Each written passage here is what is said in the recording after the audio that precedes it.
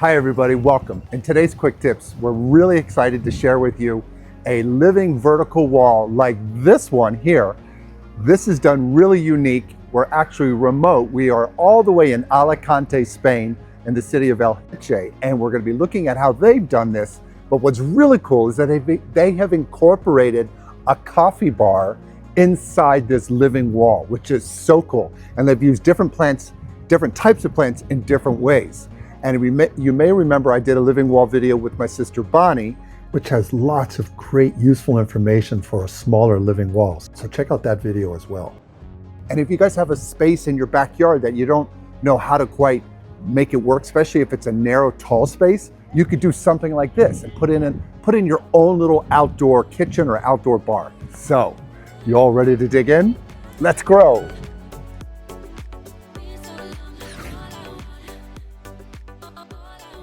What is really cool about this space is there's cascading sages and it looks like baby sunrose, some wandering dude here. And they've actually got some trees planted in there in strategic pots that grow upwards and outwards, which makes it a very interesting space. And of course, what I really think is so cool, come on over here, is they've incorporated a coffee bar.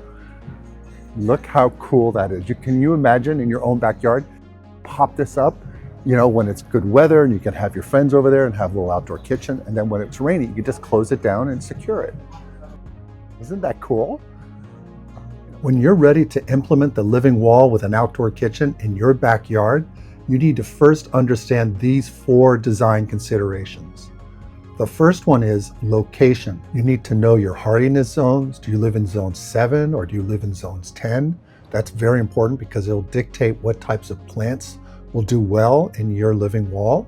And the other one you need to know about on location is the orientation of your space. Is your living wall going to be facing north or west or south? Those orientations will determine what types of plants will do best. For example, a south-facing wall, you're going to want to have more sun-loving plants, but a north-facing wall would want more shade-loving plants. The second design consideration is the scaffolding structure. You want to make sure that you have a very sturdy scaffolding set up to hold the plants, the felt that they're going to be growing in if you use felt pockets, and also the soil that the plants will be growing in. This can get very heavy, especially if you're designing one like the example we're showing here that is actually wider than a typical living wall.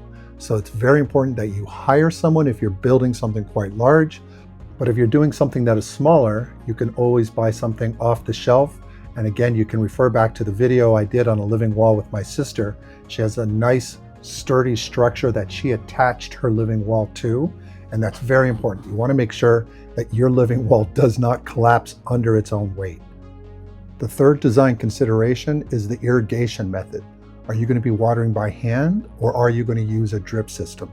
I highly recommend you consider a drip system, especially on a large living wall. You don't want to hassle with the hand watering.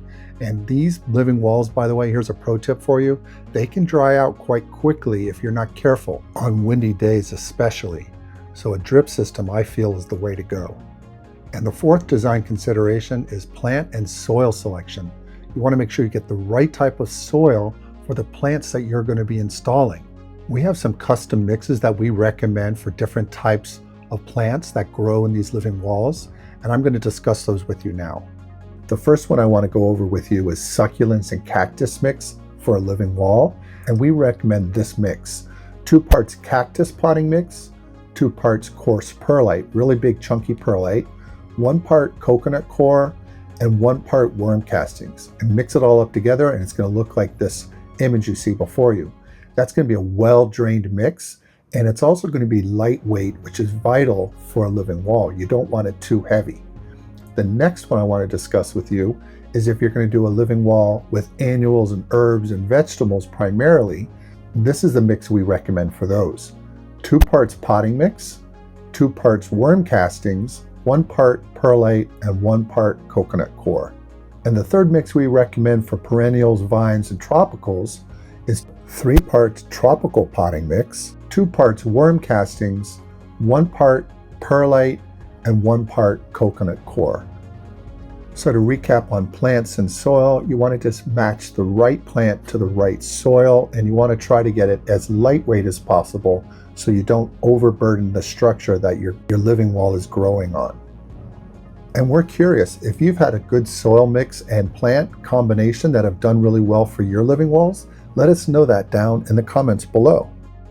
Now let's talk about design. We're going to be using the living wall example here at Etche. If you're creating and incorporating an outdoor kitchen, you make sure that you want to have that scaffolding to incorporate all the spaces around that outdoor kitchen, including an access door, etc. With regards to the plants in your living wall, you want to make sure to include a maintenance plan and access to these plants. You want to put handholds or some kind of access points, either via ladder or other ways, to get to the plants, or at least be able to reach to the plants, so that you can periodically check on them to see how they're doing and change out any of them if they die. Now on the design for the outdoor kitchen or outdoor bar, we recommend using a prefab shed, something in the range of 10 feet wide, 8 feet tall, 7 feet deep, or you can do a custom shed yourself. Something in that range would do fine, or if you want to go something taller or deeper or wider, that's fine. It's up to you and what you want to do for your space. While I'm talking about design here, let me put out a disclaimer. All this information that I'm presenting freely to you today is just my advice, my professional opinion, of course, but I want you to know that anything that you do, you must use at your own risk. Always check with someone who's a professional if you're going to do something adventurous of certain scale and size. You want to make sure that safety first. Just want to mention that for you all.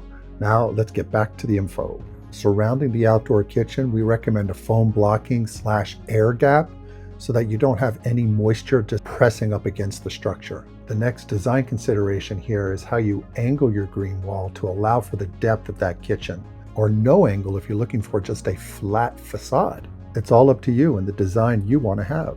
And the last two items here is the auto drip irrigation system. You can see here, you want to make sure that you incorporate that in and around the felt pockets. And with that, I'd like to now show you some ways you can imagine this in your own backyard. I'm going to give you two examples here. Hope you enjoy them.